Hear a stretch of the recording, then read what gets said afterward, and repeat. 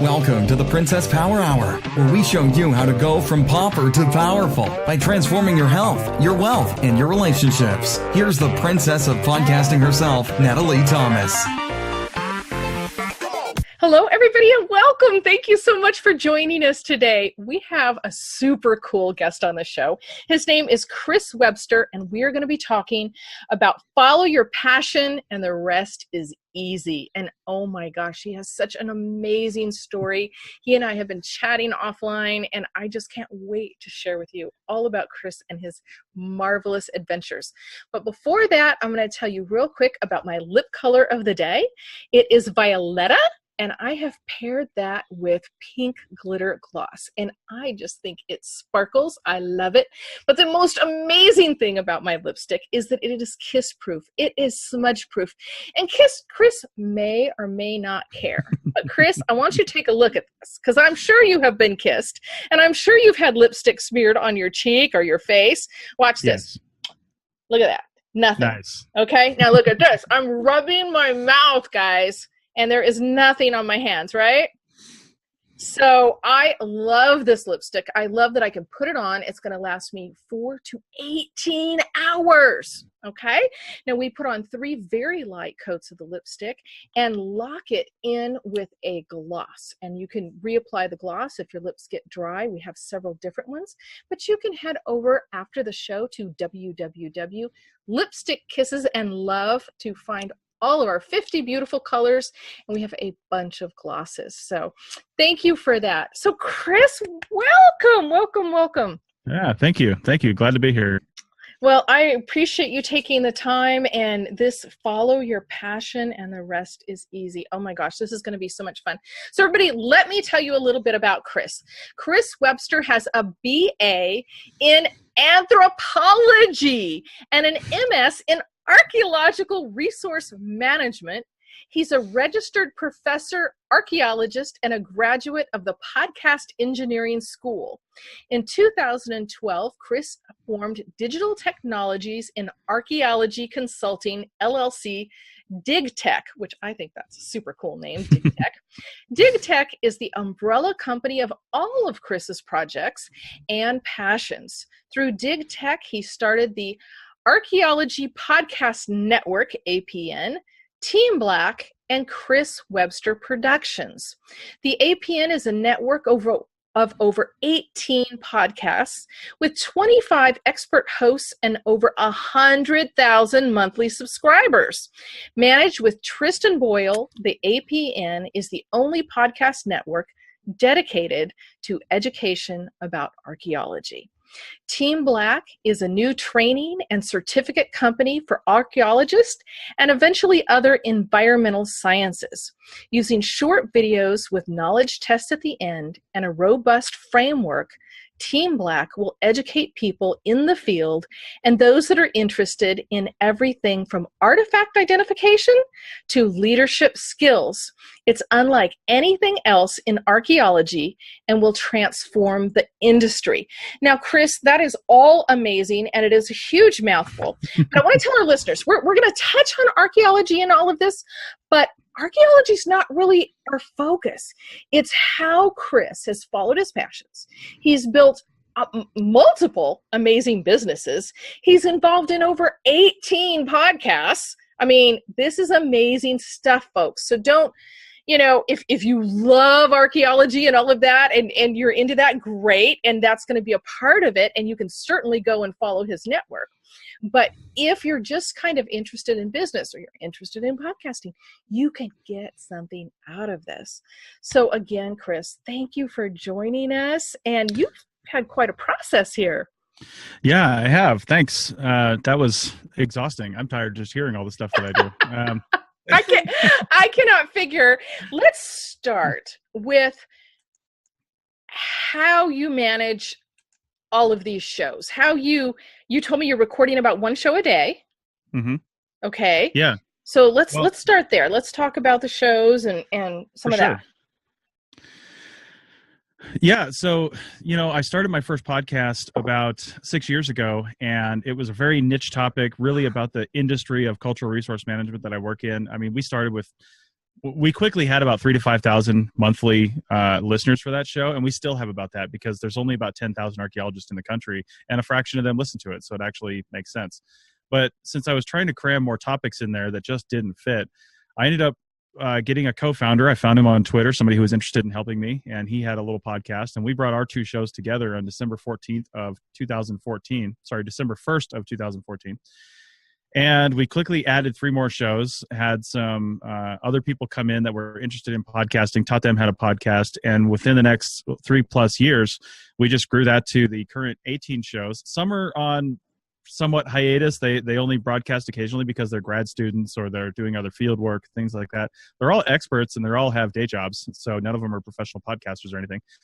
But the way I manage all this is really just through scheduling and tools. I mean, we use Trello as a management tool for keeping track of ideas and workflow for our episodes and things like that. Trello is great because I can bring people into a certain Trello board for a short period of time, have them do work, and they don't have access to our entire system. We also use Slack to coordinate conversations. I have 3 different Slack teams for the APN based on how you're associated with us. So we organize conversations that way because email is terrible and we hate it. So we don't use it as much as possible. And then Dropbox, everything is in a business Dropbox account that I have. So I had to get the 5 terabyte account because storing everything is monumental. But Dropbox allows me to share individual folders with my host so we can communicate that way. So they don't have to have a huge account.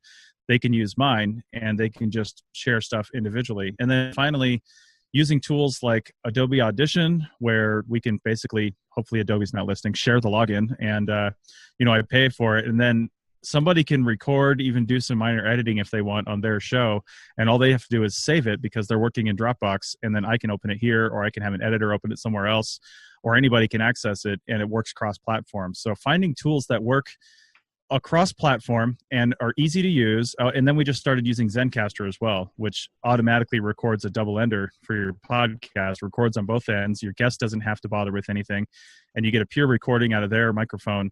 Even if it's a laptop microphone, it's still sometimes better than Skype, which is what a lot of people use, and which is what we used for 5 years. And a lot of people use Skype. Yeah. A lot of people use Skype. Yeah. And I just got tired of recording the Skype lag, which everybody knows about.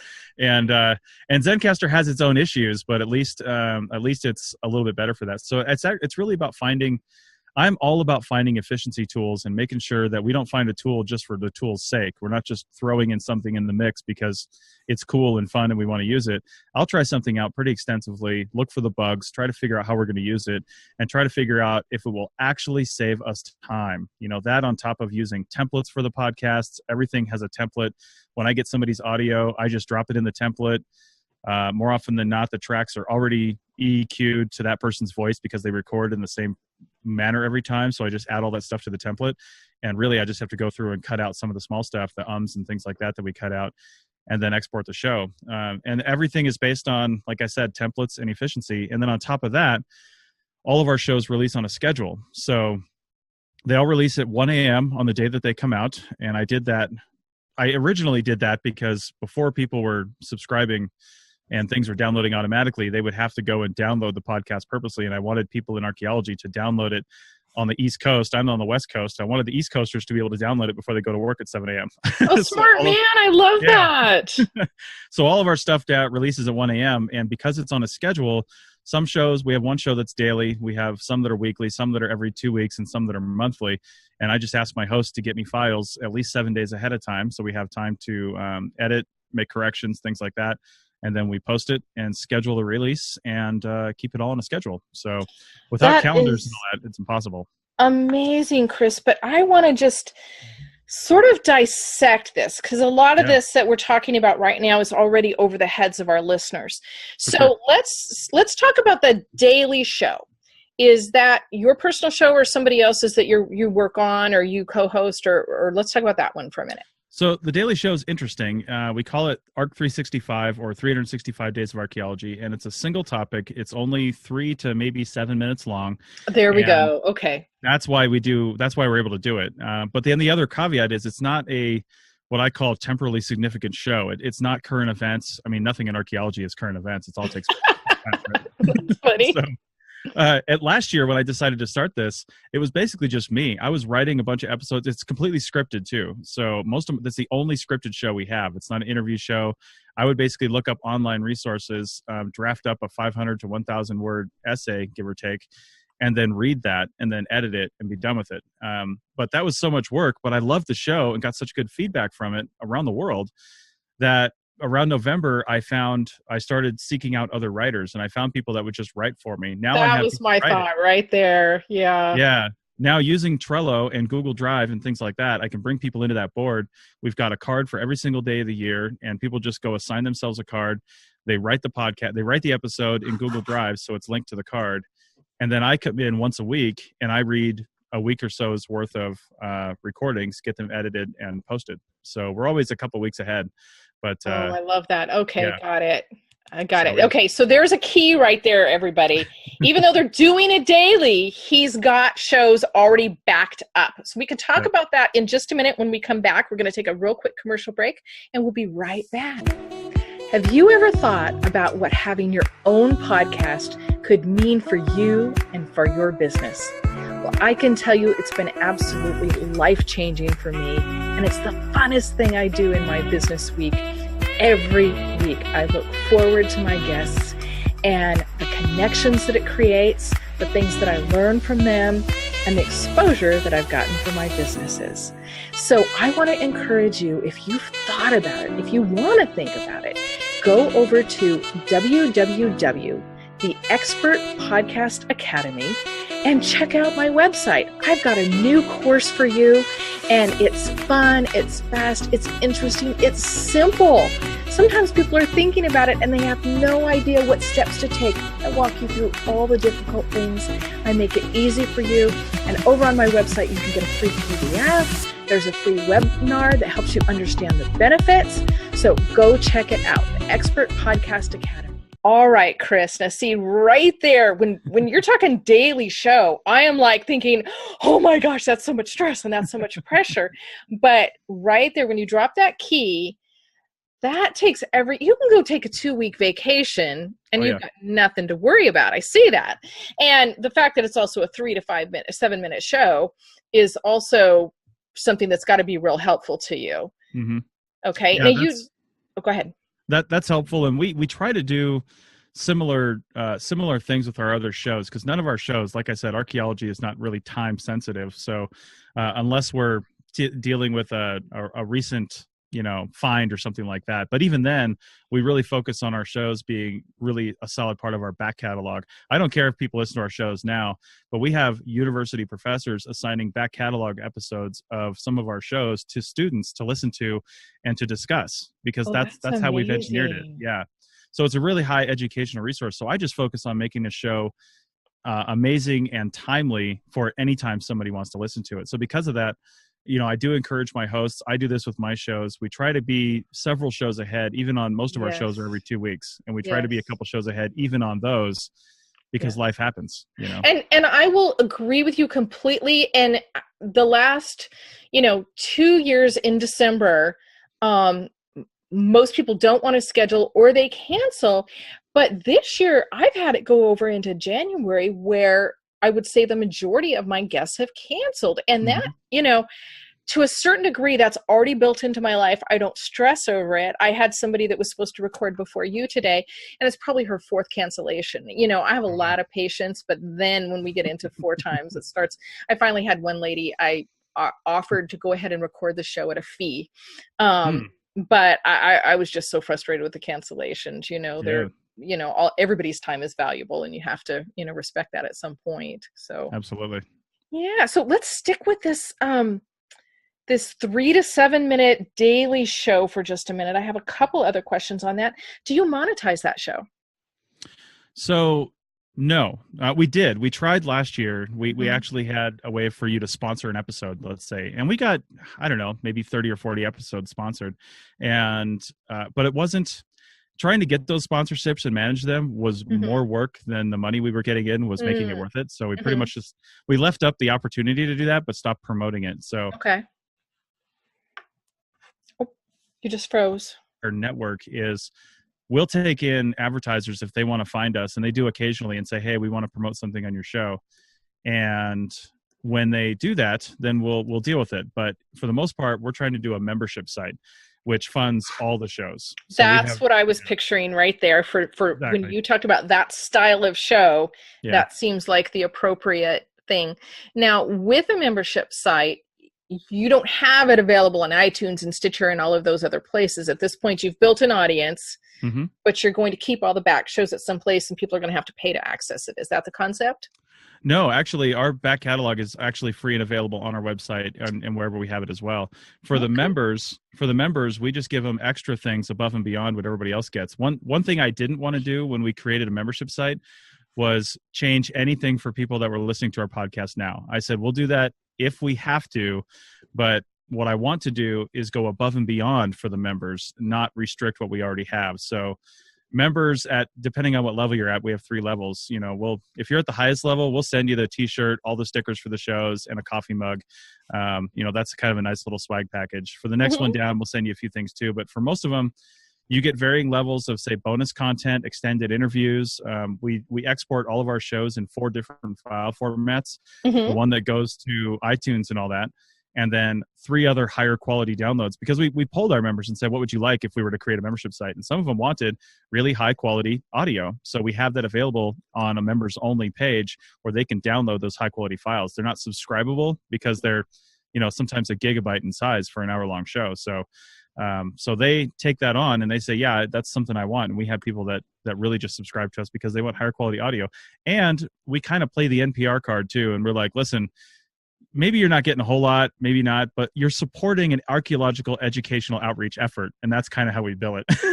There you go. Okay. Yeah. Wow. Well, that's interesting. Now, how much time and effort and cost and expense goes into creating these additional things? Not much really. Once we developed the workflows for it, a lot of my hosts were having a hard time. Again, when I started the network, I try to tell people, even though we're not on TV, we're not on the radio, we're not anything like that, we want to treat this as professional as possible. So for an hour-long show, we'll have like 3 18-minute segments plus the intros, outros. And if we don't have any paid advertisements, we use that opportunity to advertise other shows on our network. So we create promos for all our shows so people can find them. So even if we never have any paid advertisements, I'm always going to have those slots so people can learn about other shows. But still, a lot of my hosts have a hard time when they're really kicking with a guest. That last segment, they'll be like 18 minutes, and then 45 minutes. And so we'd end up with a long show. And I told them, well, it's no big deal. Nobody's going to slap you for that because nobody cares. But now I'm cutting that off and saying, if you want to hear the rest of this interview, it's available as bonus content on our members only site. And I'm having hosts, if they want to stop the show and then create specific bonus content with their guest or something like that, they'll record an extra 15 minutes or an extra 20 minutes, and they'll do that. And then for one of our levels, actually, we're creating what we call learning content because it's our professional level. And we do have a lot of professional archaeologists that have elected to go to that level. And we create specific educational content that they can learn from and use in their own field, use in their own business, whatever they're doing, and learn from that. And that's available only to our professional members. So. Oh, that's amazing. Yeah. That is, it's, I can get my mind around it, but barely. That is so amazing. Now let's talk about growth. You have over 100,000 monthly subscribers. How did you get that growth? What did you do to encourage that growth or build that following?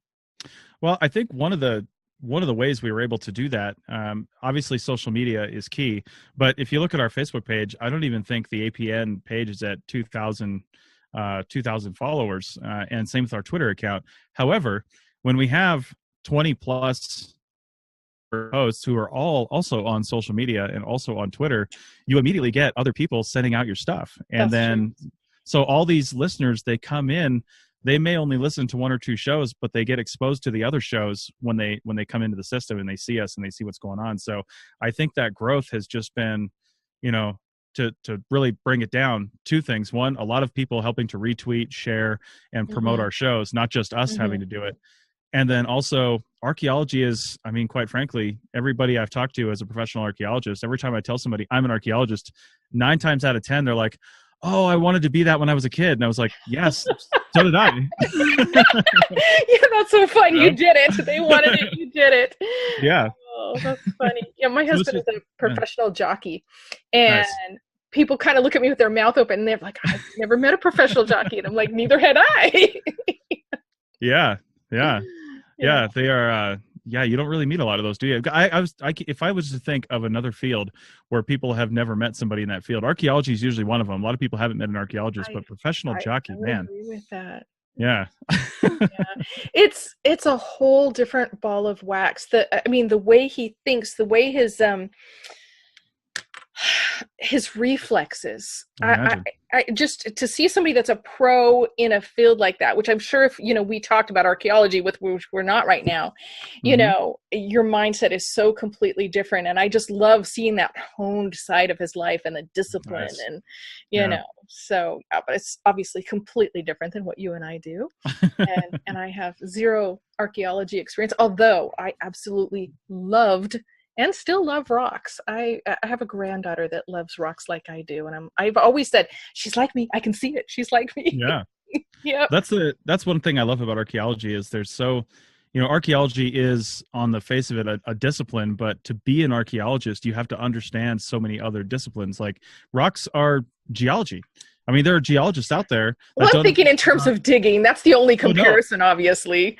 Yeah, but you're right, though. We have to know a lot of geology to be an archaeologist and to be able to understand what we're going through with the levels and things like that. So the cross-disciplinary studies that we have to do are pretty intense, really, to do a good job.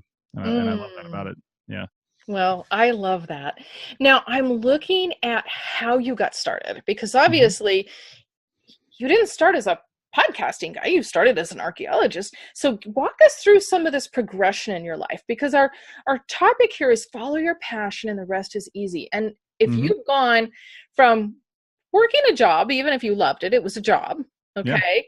Yeah. And you didn't start out with a business on day one, I assume. No. And now you've got these 18 podcast network that you're managing. I mean, this is amazing. Yeah. So walk us through some of that. Yeah.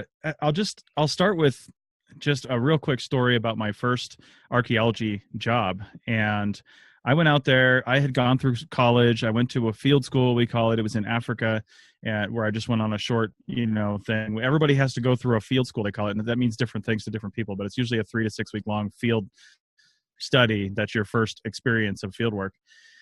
But I got to this job. It was in North Dakota, and it was just a short one. It's only supposed to be a few weeks long, but we have to use these like screening materials. Like people dig up material from the ground, we put it through this sifting mechanism, and then we look for artifacts. Basically, that's it. Now you're an archaeologist if you know that. So, but I didn't know how to use the screen. Like I didn't know how to lift it up. It was this thing I'd never seen before, and this is my first job. I don't want to look like an idiot, so I'm not asking. And I'm standing there next to the unit while this guy's just filling up buckets of dirt, and I'm just chit-chatting with him because I'm new and I want to talk to somebody who's been doing this.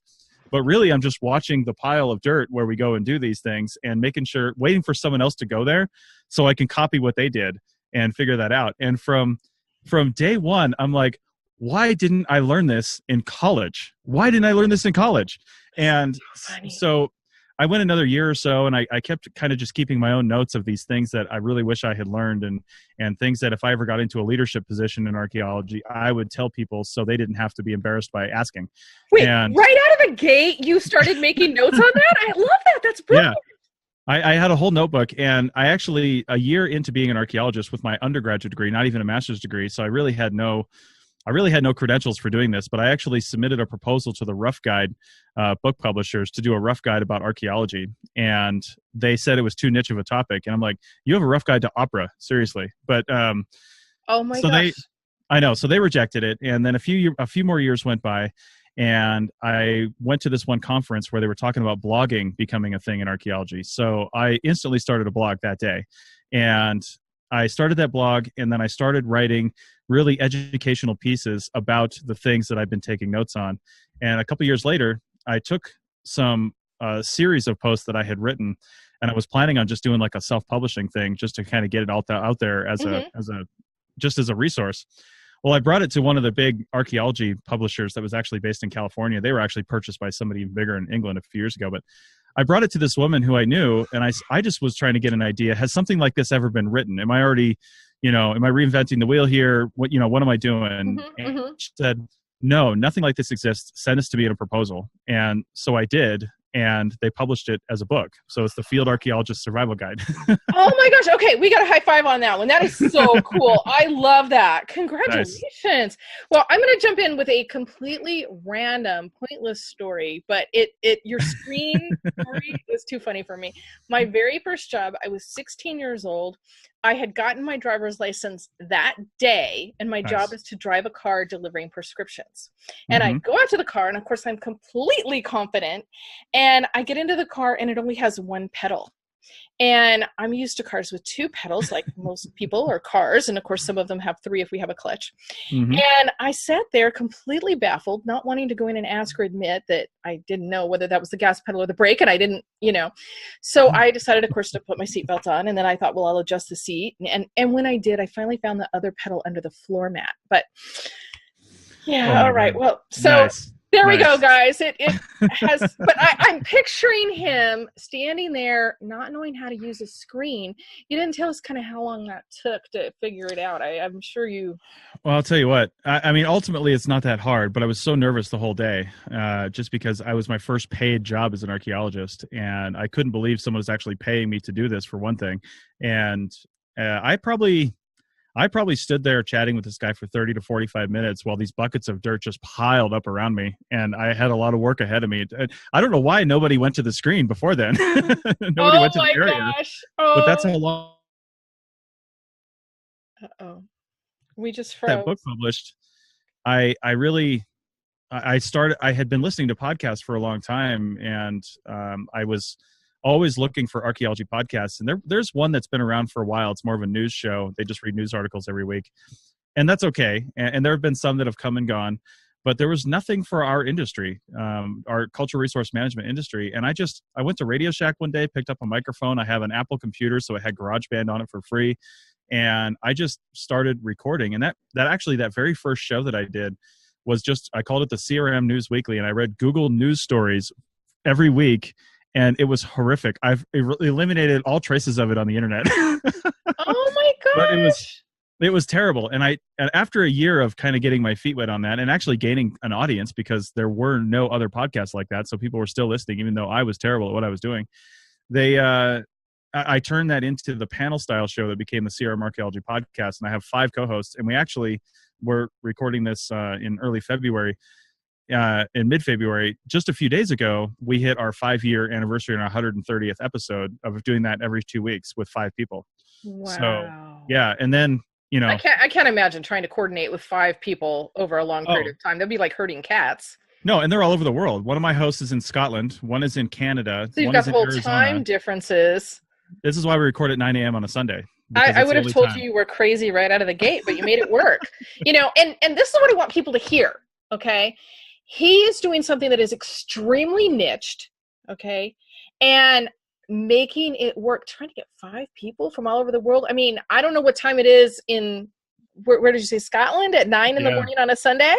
What time is it for him? I think it's like 3. They're 8 hours ahead right now, so yeah. Okay. Yeah. Wow.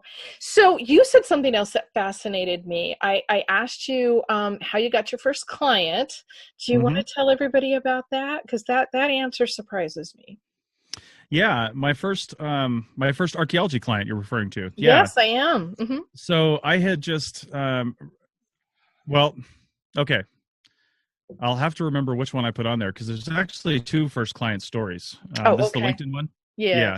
Yes, this is the LinkedIn one. I'll tell you another one, though, that I didn't put in there.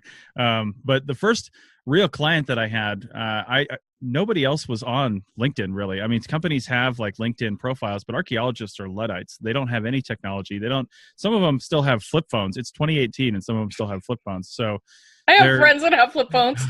It's crazy. Yeah. I'm like, we can study the past. We don't have to live in it. So I love that. That's what I tell people. And so, I created a LinkedIn profile for my company, and I just put some stuff up there. I put some things up there, and I made sure all the keywords and everything were right, and I had a good description up there. and somebody was looking for archaeologists in Nevada or something like that, and they found me on LinkedIn and were able to connect with me, and I did field work for them, and we still have a long-lasting working relationship. And quite frankly, a lot of my clients early on for the archaeology side of the business came from LinkedIn, because there's no like Yellow Pages search for archaeologists, really. I mean, you can kind of, but it just wasn't working. I think that is seriously cool. So everybody that's listening, okay, you got a major nugget there. If you don't have a LinkedIn for your business, you need one. And I mean, I wouldn't have thought to search LinkedIn. I remember one time my former husband, who he and I were partners in a business, gave me the task of finding a Chinese interpreter. And I thought, how on earth am I going to do this? And I put an ad in some funky section of Craigslist, and within an hour had about 3 people apply. So nice. Life can surprise you, that's for sure. But it goes right along with what I feel your theme is that we haven't really gotten to. One of the questions on here is, how do you quit your job and start a business? But some of these things, you just do it, right? Yeah, I think you just have to get over yourself and just get it done, because it's going to be scary and it's going to be hard. But once if you're quitting your job to actually follow your passion, and it also has to be, your passion has to be something monetizable. I mean, if your passion is smelling blades of grass, it's going to be hard to get paid for that. But if your passion is something you can actually monetize, then people will pay for it. There's over 7 billion people in this world, and somebody is going to pay for the knowledge and passion that you have. And you just need to jump ship and do it, basically. And that's what I've done. That's what I did with my first business. And that's what I've done with the success of things that I want to do. I'm just like, all right, URL's $10. I'll do that, and I'll build a new website and see if anybody bites. I mean, somebody out there is going to. Well, I like your analogy of if someone is smelling blades of grass. But other than an archaeologist, I would say that my strangest kind of out there interview was with a guy, and I'm going to hold this back for just a second. But, you try to get everything that really goes within your wheelhouse of what you're sharing on your show. Okay. And every once in a while you've got somebody that's on the edge, right? And on the face of it, we would have thought an archaeologist was, but we're talking a lot about business and podcasting here. So this guy's had monetized massively a pimple popping website. Oh my. Okay. He doesn't even take videos of it. He gets other people's videos off of YouTube. He has it all flowing on his website, and he has 1 million people following him to watch pimples. Yeah. So it's not smelling blades of grass. But what I have found is if you work at something, you can build nothing into something if you're smart enough. That's true. That's true. People will buy anything in this world. So you're not the kind of guy that analyzes something every way to Sunday before you do it, are you? Not really. I mean, I am kind of always in my head thinking about that stuff, but I'm not gonna analyze it to the point of not doing it. Usually the only voice telling me to not do it, not in a bad way, I don't want to make her sound bad, but is my wife. She's like, really? Something else? Well, we don't want to give your wife a bad rap there. No. She supports me in everything that I do, but she always is the first skeptic too, which I need. I need that, but not to the point. She's never been to the point where she said, "No, don't do that. I'm going to leave you if you start this and do this." She's always supportive, but she asks the right questions where other people won't. Other people are too nice. They're like, "Oh yeah, that sounds great," and they're thinking I'm a whack job. But she will actually be honest with me and say, what really is the viability of this? What can you do with it? Who's your audience? Who's your customer? Stuff like that. And I appreciate that. I'm just making a note here. Thank you. Sorry for the silence, everybody. Well, Chris, I am just blown away by all of this. And I have to say my hat is absolutely off to you. I mean, 18 podcasts, 100,000 listeners in what is truly a tight niche. I mean, you're saying that there's 10,000 archaeologists out there to get 100,000 people listening is absolutely amazing. So we're going to wrap up, but tell everybody how they can reach you. And I know that one of the things you do is you engineer for people. You do their production, you do their editing if they want to have a podcast.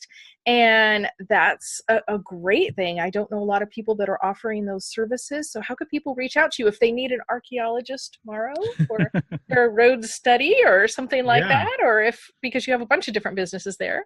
Well, all the things I'm doing can be found at digtech-llc.com. And that's digtech-llc.com. Everything is listed right there. I've always had ever since I really started with my blog and even really before that, I started having kind of a learn, do, teach philosophy for archaeology, because a lot of what we do is stored away in file cabinets and people can't find it. So the learn part is the Team Black website for training certification. I'm kind of going backwards with this. That's getting developed in the next year. And the do is doing archaeology and doing it right. And then the teach is the Archaeology Podcast Network. So telling people about it. So that's when you go to my website, digtech-llc.com, you will see those three things, plus a couple others. And you click in there. I've actually got a media kit because I've started trying to put myself out there as more of a public outreach kind of person, not just for things like podcasting, but for archaeology and everything. So all of my contact stuff is on that link as well, for all the different things that I do. So if you're interested in the podcast network or podcasting, all that stuff, it's all right there. So fabulous. Well, we'll put all of that on the website too, and hope that people reach out to you to find out more and start listening to your shows if they're interested in archaeology, because I think that could be such a fun subject. I mean, even as a girl, digging rocks and liking rocks, I could see we're listening to digging other interesting things. And I before we close, I will just tell you that Chris told me he doesn't do dinosaurs. I was very disappointed. I would assume he did dinosaurs. Do you want to close with that, telling us why you don't do dinosaurs? The theme song of one of our shows is a guy that made up a song called We Don't Do Dinosaurs. And he's an archaeologist. But dinosaurs are studied by paleontologists. Quick language lesson for you. Archaeo of archaeology. Archaeo is Greek for human. So we study stuff that has been affected, modified, or created by human activity. And that's it. So we go back. In this country, we go back 15,000 years, although that's debatable. In some other parts of the world, they go back as far as 200,000 years. So, thanks. Well, everybody, now I know for a fact you learned something from this show, from that. So please share the show, and thank you so much for joining us. And Chris, thank you for your time. Yeah, awesome. Thank you. You've been fabulous. Thanks. Thanks so much for listening to the Princess Power Hour with Natalie Thomas. For more great content and to stay up to date, visit princesspower.com or on Instagram, Pinterest, Facebook, and Twitter at @PPPrincessPower. Until next time, work smarter, not harder. Have a question for your host of Princess Power Hour, Natalie Thomas? Contact us at www.princesspower.com or tweet us at @PPPrincessPower.